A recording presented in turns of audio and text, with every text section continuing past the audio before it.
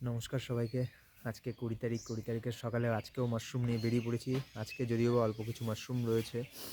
আর এখন আবার ফলনটা একটু কমতে শুরু করেছে। এখন আবার বেশ কয়েকদিন ফলন কম হবে। তো আজকে আমাদের মুর্শিদাবাদ শহরেই থাকবো। একবার দেখাই কতটা মাশরুম হয়েছে। এই যে মাত্র 1250 গ্রাম, ওই 4-5টা প্যাকেট আছে।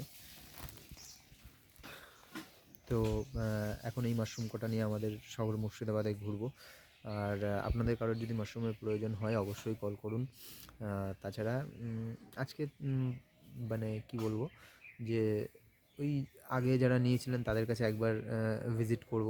তারা যদি নেয় তো ভালো, না হলে ঘুরবো, ঘুরে ঘুরে বিক্রি করব যে কটা হয়। আজকে আজকে আবার যদি নতুন কোনো দাদা কিংবা দিদি মাশরুম নেন তো দেখি, বেরোই কী হচ্ছে, আপনাদের আপডেট দিতে থাকবো।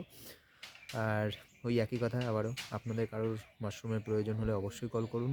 সবাই ভালো থাকবেন, সুস্থ থাকবেন।